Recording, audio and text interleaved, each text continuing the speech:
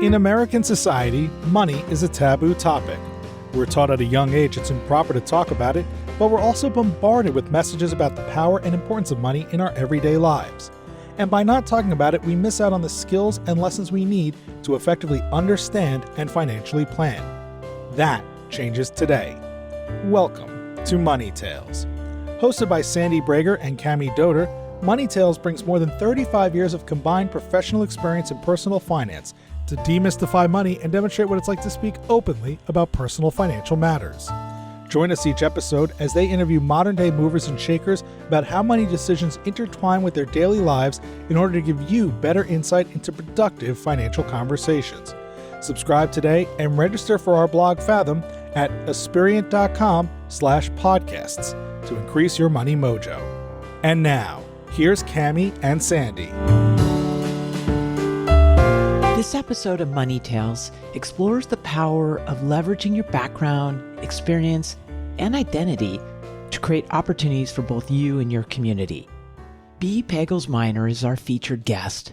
B. graduated college in 2008 and quickly landed a lucrative consulting job. But when the economy crashed, B ended up working as a barista and then as store manager at Target. They started the role at Target with a lot of confidence. B quickly learned that leadership isn't about being the smartest. It's about earning your team's respect. If the team doesn't follow you, it's you who will go.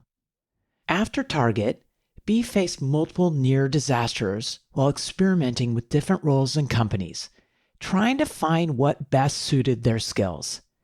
This mindset of trial and error proved vital in navigating their career journey. Let me tell you more about B.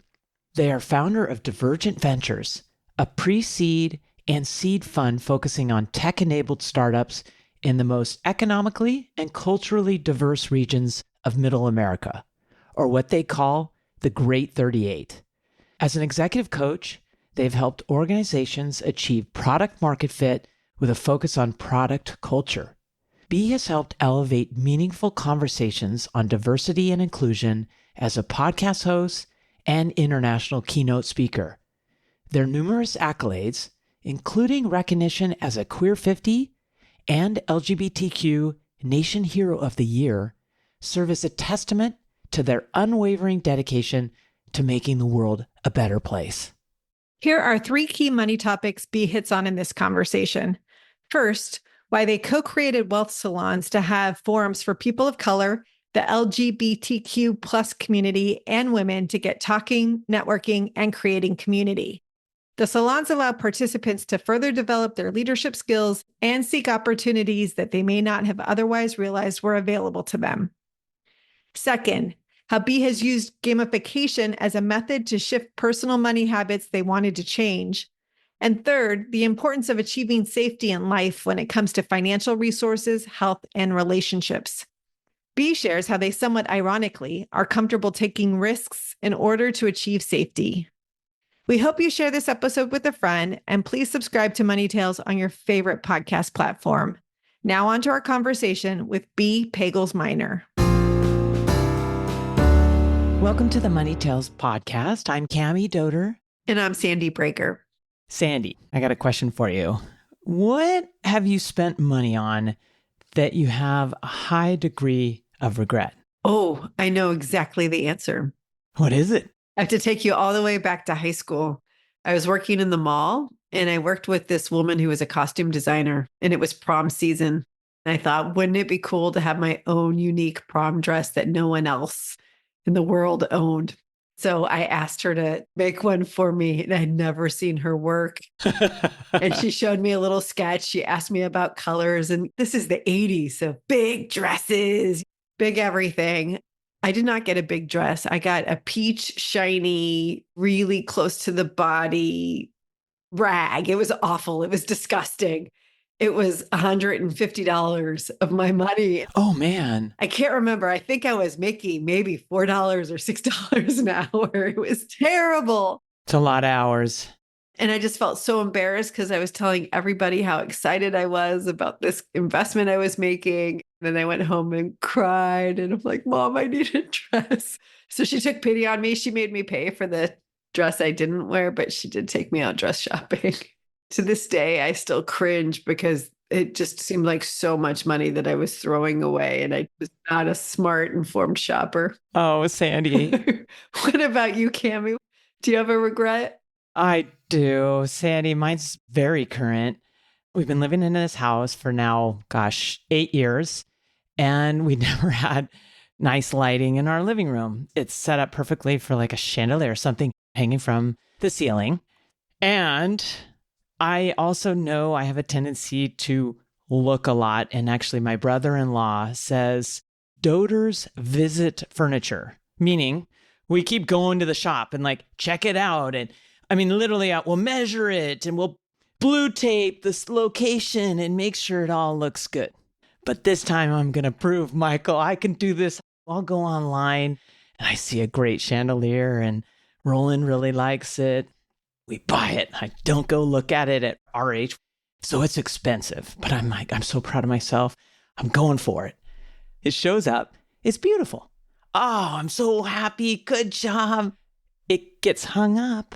And next thing you know, I realize I don't know you're supposed to understand lumens. You know what lumens is? I don't know lumens. Lumens is the amount of light that emanates from it. And let me say, once you hang a chandelier, you're not allowed to return the thing. And it's expensive. Oh my gosh, it doesn't light up any room. It's ridiculous. No. I am so frustrated. I even called RH and said, come on, you have to take this back. This is awful. Sorry, we can't. The wire's been cut. Oh no. Couldn't you, in theory, have an electrician rewire it? B, one would think, but it's for the fire safety. The bulbs are in the design. It's so ridiculous. I want to share a picture with you all. Who designed a light fixture that doesn't produce light? I didn't ever thought to ask about lumens. Anyway, I'm getting animated. I think the moral of today's story so far is be an informed shopper. Be an informed shopper. Don't commit unless you know exactly what you're buying. Go back to being a doter who goes and visits furniture. Well, B, we heard from you, and it's so wonderful. I'd like to welcome you more formally. B. Pagels-Minor. It's fantastic to be talking with you today on Money Tales. I was trying to not interrupt, but y'all are hilarious. I just have to ask this question because I too have bought a chandelier type of situation and lived to regret it. Mostly because my wife is 6 feet tall and we didn't realize how short it was going to be. And so I was like, please, babe, don't knock yourself out. So you've done this. Yes. Somehow they made it work. It was one of those that you could actually shorten it. We brought in someone who actually really understood something and it made it work in that place. B, would you introduce yourself? And in doing so, would you share a couple pivotal moments that really influenced who you are today? My name is B. Pagels-Minor. My pronouns are they, them, theirs. I am a proud trans non-binary lesbian. I love to throw that out there. I'm on the record as saying that y'all don't have to take that title from my cold, dead hands because I earned that one first. I am a proud Southerner who has somehow landed in Los Angeles. I'm also a proud Wildcat at Northwestern University, Purple Pride through and through. And being at Northwestern, actually, during the last economic crisis would be one first pivotal moment that I would talk about. For me, it's always been very fascinating because my dad is this Harvard-educated, PhD, Dr. Reverend Michael Minor. He has like all of that stuff. But my mom graduated from college literally a month before I did. So she had been going and going and going to school and trying to make it work, but she was a single parent of 3 kids. So she couldn't really make that happen. And so when I graduated in 2008, I had this consulting job. It was great. And my life was going to be perfect. I made more money than anyone else had. And then one day it was gone. And I was a barista at Tivana. I was slinging the best tea. Honestly, if you came in, you were going to give me a tip because my tea was steeped to perfection. My life completely derailed and I didn't know what to do. And so I ended up going to a job fair at Northwestern. And the only Black guy who was there was this guy with a Target t-shirt on. And he was like, yeah, I can definitely get you in on an interview. And so I became a Target store manager. It was the best possible experience for me because I was a cocky 20 something, very young 20 something person who really didn't know who I was. And I went into that space thinking that because I'd gone to a fancy university, I was somehow smarter or better than the people who worked for me. And I'm going to tell you, those folks taught me from day one that I was a fool, first. And secondly, that they could win and I would lose. I would lose my job. That's the thing that people don't tell you about being a leader in an organization is if the folks don't want to follow you, the most natural cause of action is that you leave because the team stays whole. And I was below and I was responsible for guest experience. My store manager was like, hey, you're going to get fired. You have to figure out how to get along with your staff. And I was like, well, but, and then she was just like, do you really think that you know more than this person who's been doing this for 20 plus years? And I was like, well, when you put it like that, I probably do not know how to do this as effectively. I started saying, I was like, hey, what do you want to do? And they were like, well, I was like, okay, go do that. My shifts went swimmingly. My scores went great. My review went great because I found out that when other people are smarter than you, just empower them and you kick back and you take the brutal, but I did have to take all of the dumb, yes, I understand you think this cereal is stale, but you've eaten three-quarters of it. My team lead here does not want me to give you a refund, and I feel like I need to back her up. So I'm just going to let you curse me out because she is making my job easier. That's why I learned all of my leadership. They paid for my beginning of my MIS and my MBA at Robert Morris University. So Illinois had this great innovation program where if you agreed to do some STEM master's degree, they would essentially pay you to go to school. As long as I would go to school and as long as I had a B or higher, Target would reimburse me for whatever, blah, blah, blah, blah, blah. But then I also got reimbursed from the state of Illinois. And actually, it was 100% legal. I was like, are you sure? They were like, yeah. And I was like, oh, I am making more money going to grad school than I have ever made in my entire life. I am never graduating. Don't have to pay my student loans. The state of Illinois wants me to be smart. Let me just stay in school. So I got my MIS, then I got my MBA, and then actually I went to law school and actually dropped out of law school. And I think that that's a second pivotal moment. So essentially, I had always thought that you had to have some crazy professional degree to have some sustained career. And at that time, I had gone from Target to working in a startup called ShareCell. And again, I'm making $50,000, $55,000. I'm like, wow, I am so rich. This is Chicago, folks. This is a very early 2010s. This was a lot of money at that time. This was in tech, though, and this was not the law. And so even though I was good at law school, I was doing fine in law school, I realized how boring it was. And so a company offered me an opportunity to work at the company, and it was a $10,000 increase or something like that. But I had to drop out of law school. And so I ultimately decided to drop out of law school. So I was able to use that to get my first big product manager gig at a Publicis company. And so then that changed everything. I spent 15 plus years in product, and then I had a kid with my wife in 2021, and also maybe got into a kerfuffle very loudly with the company I worked for at the time. And once I came back from that, I decided to really focus on consulting. I was consulting with the best companies in the world, and they just didn't have a fair shot because they were from the great 38 states, formerly known as Middle America. I'm from Mississippi. Then I was in Chicago, and then I was in Iowa, and then North Carolina. I've been in all of these places, and I had seen how vibrant these humans were. That's why we launched Dvrgnt Adventures in 2022. We had our first close and our first investment. Like, holy crap, this is really real. As a part of our work with Dvrgnt Adventures, it became a natural offshoot to launch our new project, the Wealth Salons. And so the Wealth Salons, I always say, is a give back between myself and Lakeisha Landrum Pierre, who is with Emmeline Ventures, which is a great venture fund that focuses on female entrepreneurs and specifically healthcare, future work, those types of things. Really excellent team as well. We launched it originally focusing on Black folks, and then we, of course, expanded it pretty quickly to both the LGBTQ plus and women's verticals, because what I realized is that I was talking to people who should be multi-millionaires, but because they had not worked at companies like Apple and Netflix like I had, they had never met a banker who talked to them about how to diversify their portfolio. They had never had a great realtor who helped them think about their real estate portfolio to help maximize tax savings, for instance. And so I started one off just connecting people because I was just like, man, this is pissing me off. I'm just going to send you some folks. You can figure it out. And then I was like, I need to figure out how to disperse this work. And so my goal was to start creating this community, and it's been great. We had our first event with Gabrielle Union Wade as our speaker in October 2023.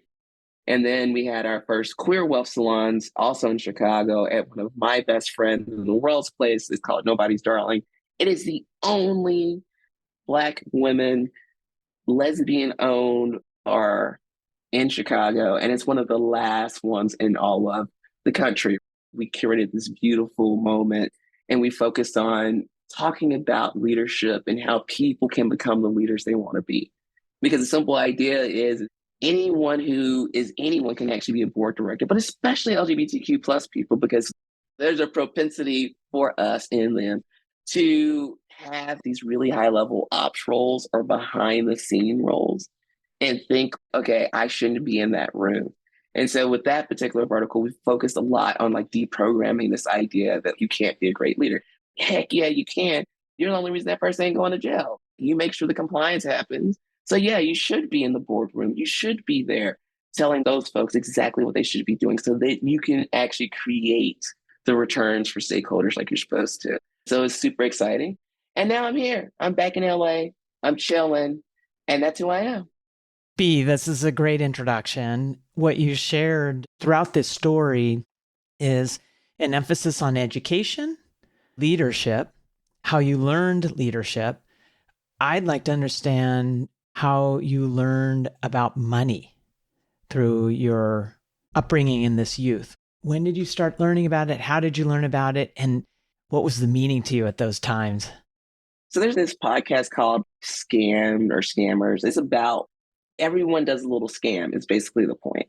If you return something that you know you used and you were supposed to not use it, that's a little bit of a scam. My mom, she never made more than $24,000 a year the entire time she was alive. And so throughout my youth, there was always these things. She'd have to go to court because we were going to get evicted or she had written a check that bounced.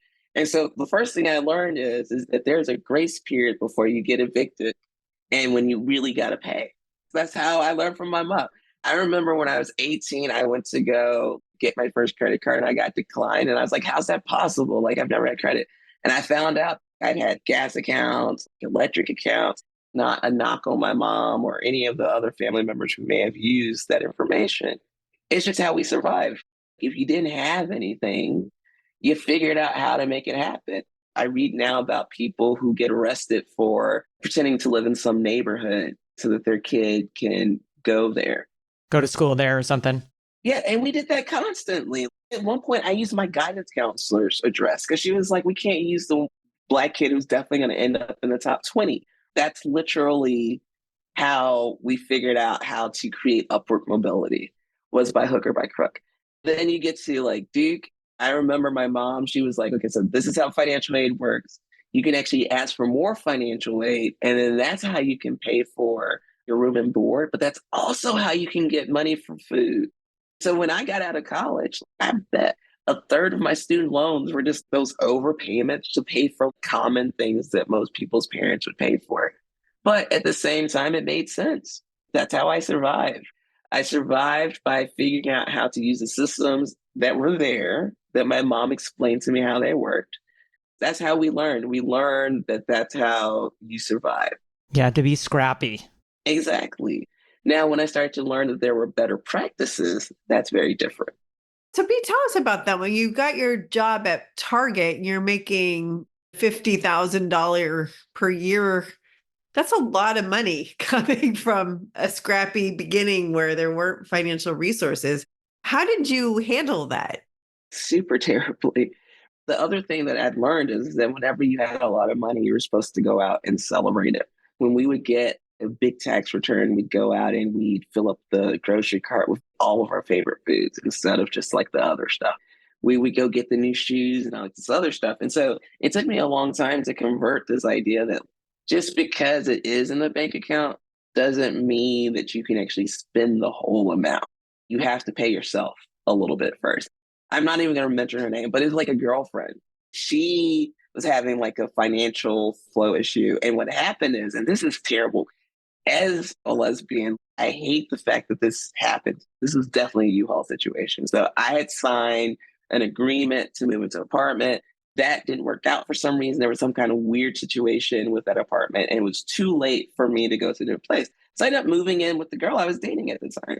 And she was so fanatical about finances. She created a spreadsheet. She's like, this is how much money you make. Honestly, it was so much easier just to do what she said that I was just like, sure, why not? And then fight it? Yeah, because I was just like, this is too much stress. When I just do what she says, it works. And then what happened is then I just kept doing it. So I was just like, okay, well, that works. I'm just going to keep doing it. So when I got married, that was the same type of thing. And so it just became this whole thing.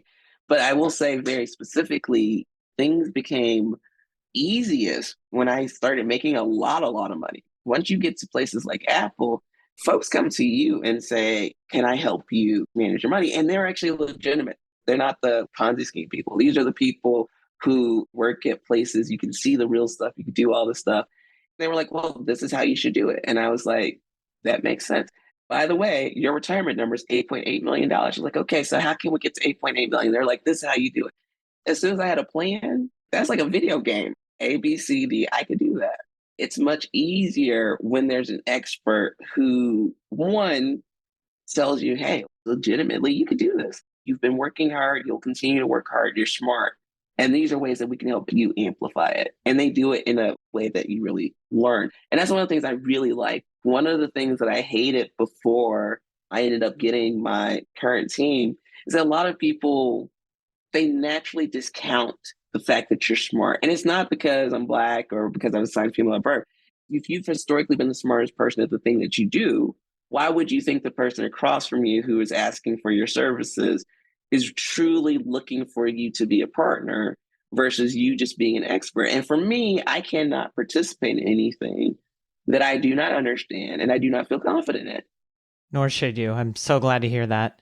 Exactly. And so when I ended up with my team, what I loved is that everything made sense. The first thing that we did is we spent so much time just talking about what would I want?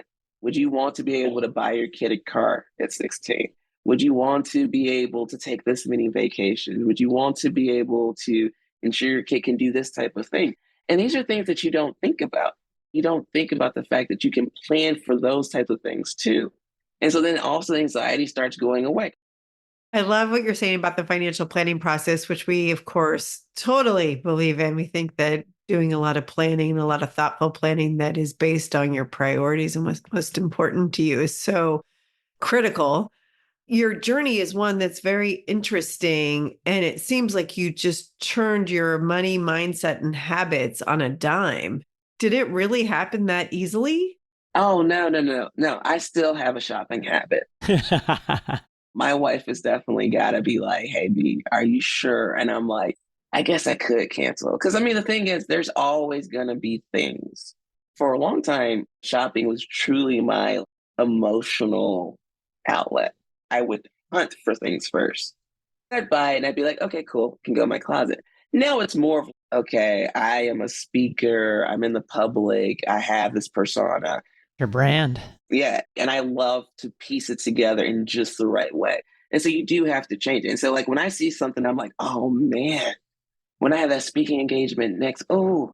And so it's hard because I have to be like, okay, I really can't. Or I have to bring in 2 more gigs or something like that because I really want that. And so you do have to figure out how to gamify the habit in some way that works for you, I think. It sounds like you're thinking through all the other possible things you could be doing with the money before you make a decision. All that you've learned in your journey with money, how does that feed into the investing that you do in other companies? One of the things I think about first, this is regret I had. I'm very anti-credit cards in a lot of ways now. I think it's because you end up in this situation where you just kind of lose sight of it. I love companies that do non-dilutive financing. Our first company we invested in is called Precision Epigenomics. Mark, the founder, one of the first things that we talked about was his focus on getting financing from various health organizations, health institutions, how they're constantly looking at those different grants, and especially because they want to continue to be able to expand the types of diagnostics they can do across the board. That's perfect because that means that one, as an investor, my share isn't being diluted. But secondly, it gives him so much more room to experiment. That's something I think about in my life. I have come to the brink of disaster more than once. And that's partially because I was experimenting with figuring out what worked for someone with my resources and my skills and trying to build businesses and doing these different types of things. And I think it's just important to have that mindset, especially with Divergent. There were times where I was just like, man, I don't think I'm ever going to have a close. I don't think anything is ever going to happen. I think it's really going to suck. I'm going to have to walk with my tail between my legs and tell people I couldn't do it after I was so boastful about my skills. But the reality is that you kind of just have to navigate that. Be so determined. For me, at the end of everything, I equate safety with financial safety too. I would like to have a house that feels safe. I like to have relationships that feel safe. I would like to feel economically safe. When I start to think about my approximation of what happiness looks like, it's when all of those things are in place. And health. Health is so important. When I start to think about that, I understand that I will run through walls to get to that $8.8 million number. Because once I get there in my mind now, I am set. Everything else is gravy. I don't have to worry about anything else. And so then I will be free from that one less burden. That is what I'm looking for in my founders, because when I'm giving you that check, I'm giving you part of my dream. I'm giving you part of my safety. I'm looking for people who have that same level of determination, because even if this company fails, because that's reality, it could fail. I know that if the investment that we're making in that human, explaining to them how they can build their products better, how they can go to market better, how they can think more dynamically about their products, their next company might be the one. B, tell us a little bit more about what you're doing with the wealth salons. It's so important. It sounds like you're helping with financial literacy. What was the inspiration there, and what are your goals? First and foremost, I was deeply inspired by my good friend, Lexi Butler. So, Lexi, beyond being an amazing speaker and a brand new mama, she's created this platform called Sister Circle Black Women in Tech. And so the goal was that when she first came into tech, there were no other people like her in her building. So, for instance, when I first moved to Silicon Valley, the first thing people told me was go meet Lexi. She will help you. And so she created this amazing community for folks who are assigned female or non binary who wanted to be in that space. My biggest complaint, though, was once we got into the space, what do we do? Because to a certain extent, we needed to be able to create parachutes right out.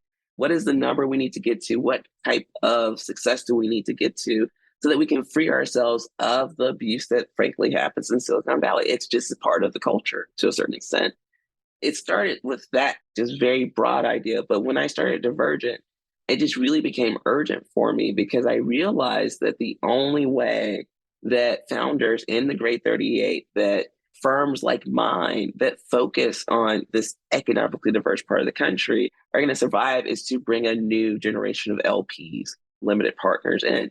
At first, I was just like, well, the reason for that is like I need to have events and parties to bring people together. And when I would have these events and parties, what would happen is that I would start talking to people about, can you actually commit to the fund? And they were like, no, I can't do 100,000. I was like, oh no, the minimum is 25,000. They're like, oh no, it's tied up in my company. I'm like, what are you talking about? That doesn't make sense. I was like, explain to me, like I'm your cousin, what's happening? I was like, that's not what's supposed to be happening. It kept happening over and over and over again. And what I found out is just like any industry, entertainment, athletics, tech, you have these entities that sprout out around them to say that they can help do XYZ. but the level of acumen for those individuals are very much all over the place. My first idea was, well, can I just start creating this Rolodex of resources who would be kind to these folks?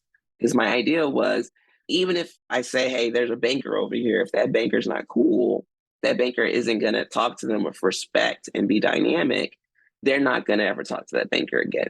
The first idea was, can I just find cool people? And then I was like, wait, but when I do these events, that's when I find out the good stuff. We have to continue to have these convenings in person, these moments that are curated.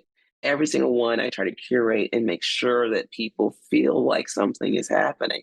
What I realize is that because we get so focused on what we do, we pass by each other. It's actually those connections that we need often, especially when we are sometimes the apex of the mountain, because in your family, you're the most successful. You're the one that's smartest. You're the one that everyone calls. You don't have anyone to feel safe with to say, I don't know everything.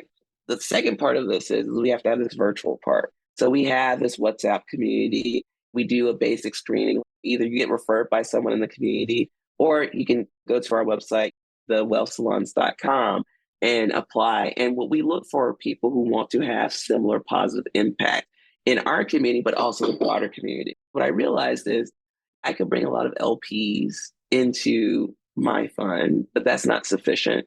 One, what happens if I were not here? How do we ensure that those LPs stay in the ecosystem, stay as people who are part of it? The way you do that is by helping them understand that it's not just about what you're going to gain financially. It's about, it gives you the opportunity to do those other things. And when I started asking people what the other things are that they dream about, it is helping their communities. They're like, B, I would love to be able to go back to do X, Y, Z. And it's always the simplest stuff. And the simple fact is they don't feel safe financially, so they can't give back in the way that they want. And what I realized, being a person who's been a board director for 15 plus years for nonprofits, is that we are receiving less philanthropy from individuals than we ever have. And that's because we all feel uncomfortable with the economy and things like that. Instead of us all feeling uncomfortable in our own silos, I wanted to start creating spaces where we can convene and have these conversations. And then we have these virtual spaces. Eventually, we'll have lots of different media and content. So, for instance, I'm thinking about some podcasts to talk about these scary things. The time that someone had to file for bankruptcy and that they didn't know, or the time someone had to file for eviction, because these things are terrifying. But guess what? We can all recover from them. That's such an important message. We can recover from them. And if we don't talk about it, when it happens to us, we think this is the end. The other thing, too, is there's just so much money in the world to go around. We just need to do a better job of spreading it. Exactly. And so that's why I want it to be a marriage between Wikipedia, NerdWallet, and like the Oprah Winfrey Show. Great visual. You go there for expertise. We don't talk a lot about money. We're going to try to find those corporations who are looking for ways to create the next generation of consumers. Hey, come over here to the wealth salons, because we're going to help arm them with the types of tools that they need to make amazing choices so they become wealthy, so they can change the trajectory of their lives. And one of the things I want to clarify here is that it's called the wealth salons because wealth is a deeply personal thing. And so that means that wealth is what wealth looks like to you. This $8 million number, that's what my advisor told me. Before the $8.8 million number, I thought wealth was being able to pay all your bills each month, put a decent amount to the side, take a few vacations, until I got to this bigger age and started to really work through this. Why would I think anything crazier? And so that's one of the cool things. We can all continue to evolve for our relationship. And that's one of the things that I hope happens to the wealth salons. You know, even with my own family members who started to participate in conversations I've had, they're like, oh, I never thought about that. That's the power of it. Yeah, bringing the context. I am as excited about helping the coal miner's kid in West Virginia who doesn't know what he's going to do because there's no more coal mining, as I am the kid like me who is in Mississippi on the dirt roads playing and drinking water out of the water hose. This conversation's been a lot of fun. I think for me, what's really interesting is your emphasis on safety and the risk that you're taking, not only in your vulnerability in your journey, but in the work that you do to achieve that safety. tell us, what's your next money conversation going to be and who's it going to be with? Technically, it has to be with my wife within an hour because it's Amazon Prime time right now. We need to decide what we're actually going to buy in this cart because we have a toddler, which means that if we want to, we can really buy a lot of really good stuff and stock up for a while. And this is called an addiction, and it's called kids are adorable, and you just want to give them gifts all the time. So they say, "Thank you, Baba," or "Thank you, Mama," in the most adorable voice that you've ever heard. B, that's a great conversation to be had. And the visual, I've got hearts coming out of me right now. It's so great. Would you share, where is the best place for people to find you? I am B Pagels-Minor everywhere. So that it is BPAGELSMINOR. Dvrgnt Ventures, my venture firm, is Dvrgnt Ventures without the vowels in Dvrgnt. So that's DVRGNT Ventures everywhere. And the Wealth Salons is the Wealth Salon. So that's THEWEALTHSALONS. B, it's been a pleasure. Thank you for sharing your stories with us, your passion, your enthusiasm. You're a lot of fun to talk to. Thank you for having me. Thanks for listening to the Money Tales podcast. If you've enjoyed this episode, share it with someone you think would benefit from listening. And leave us a review on your favorite podcasting platform. Your ratings and reviews help more people find our podcast. If you're inspired to gain clarity and peace of mind about financial matters, don't hesitate to reach out to our team at Spearheading. Go to spearheading.com/start a dialogue. Or you can email Sandy and me at podcasts@spearheading.com. See you next time.